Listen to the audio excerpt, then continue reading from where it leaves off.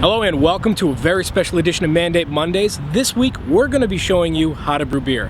Now you can follow these steps at home, or you can come up and join us here at IncrediBREW in Nashua, New Hampshire, the country's first do-it-yourself brewery.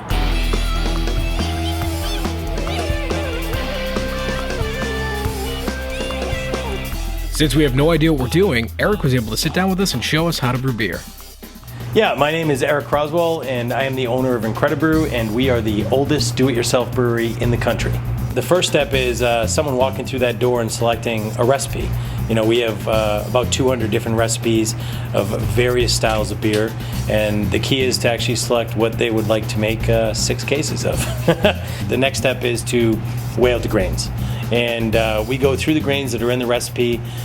You know, we like to taste them. You know, sometimes like that biscuit malt is going to have a very bready flavor versus the chocolate malt, which will have almost like a coffee bean flavor.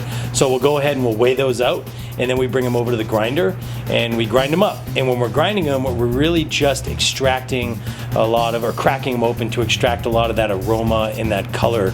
Because what we're going to do is then put them in an oversized tea bag and then steep them in 15 gallons of charcoal filtered water for 30 minutes. You know what the next thing is?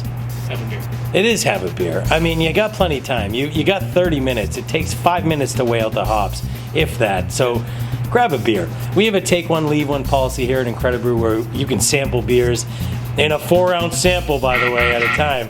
That basically, you know, you can try out different recipes that other brewers have done before you, and have kind of left one in the fridge to try out for recipes that you might do in the future. At any point during those 30 minutes, the next step would be to go ahead and weigh out those hops. We have tons of different hops from all over the world, and whether you're looking for a citrusy grapefruit or whether you're looking for, you know, that piney taste, basically that recipe is going to call for various hops. You'll weigh them out. We have our 3 different stages of hops. First is going to be that bittering hop, which is going to go in there for another 30 minutes after the steeping. And then you have your flavoring hops, and then your aroma hops. During the steeping process, what you'll do is you basically weigh out those extracts, those malts, or otherwise the sugars, right, that you're adding to the beer so that the yeast can really do its work and create that alcohol. After 30 minutes, you're going to remove the grains. They're completely spent. So you take the grains out, and then you add in all the extracts. And at that point, you're going to wait for that to come to a boil. Once it comes to a nice rolling boil around the edge, that's when we start to add our hops and start to time those. And we start with our bittering hops for 30 minutes. Those are going to add that bitter punch. You're going to get every single alpha acid out of those hops for 30 minutes that they're going to be boiling for. After that, we'll do 10 minutes of a flavoring hop. And then finally, we'll do an aroma hop. You know, the hop that, you know, once you crack that beer open, it really gives you that punch to the nose. At the end, what we do is when the recipe's done, we go ahead and bring that beer down to the end where we are going to have our fermentation tank.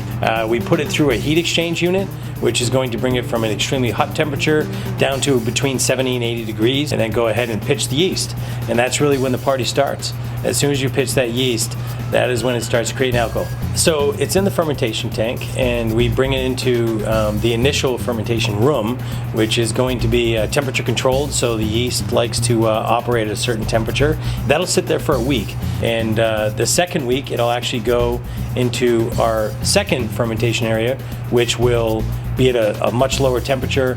The yeast will start to go dormant and kind of settle down to the bottom, and that's when basically, I mean, 2 days before you come in, we filter it, and then we apply carbonation to it. Then what folks do is they make an appointment for 2 weeks later to come back and bottle the beer.